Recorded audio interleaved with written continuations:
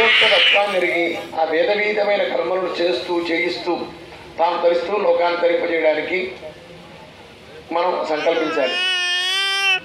తెలంగాణ ఆంధ్ర ఎప్పుడైతే వేరైందో అయితే అట్లాగే దుర్గ ఏం చేసింది? తత్రాష్టమ్యాం భద్రకాళి దక్షయజ్ఞ వినాశిని.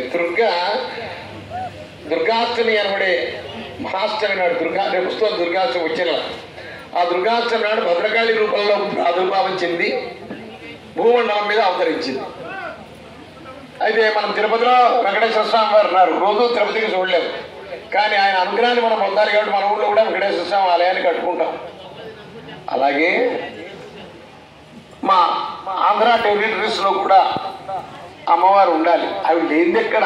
సర్వవ్యాపి అయిన పరమాత్ముడు లేని అణువు నుంచి పరమాణువు దగ్గర నుంచి బ్రహ్మాండం వరకు వ్యాపించి ఉన్నాడు.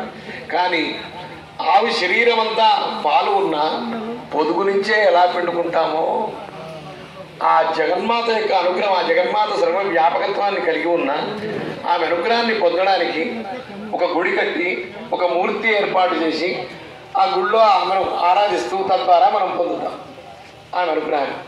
అట్లాగే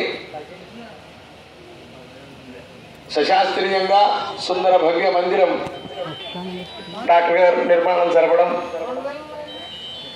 ఎందుకు అంటే ఆయన వ్యక్తిగత కర్తవ్యం, సామాజిక కర్తవ్యం.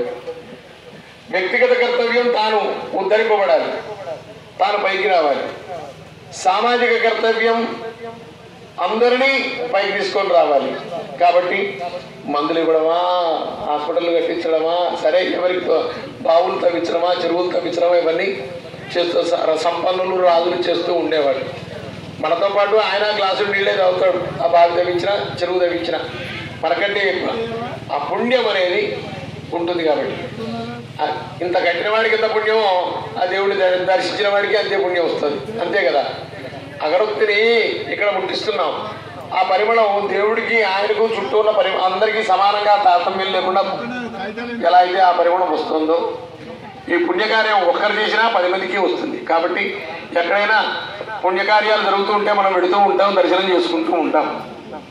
కాబట్టి భక్తులారా, ఇవాళ ఏమిటి పితృపక్షాల్లో అంటే త్వం స్వాహ త్వం స్వధ త్వం వషట్కార స్వరాత్మిక దేవర్షి పితృయజ్ఞాలు మనిషి యొక్క ప్రధానమైన కర్తవ్యాలు. ఆ స్వధా రూపంలో పితృదేవతలను ఆరాధిస్తూ ఉంటాం, స్వాహ రూపంలో దేవతలను ఆరాధిస్తూ ఉంటాం.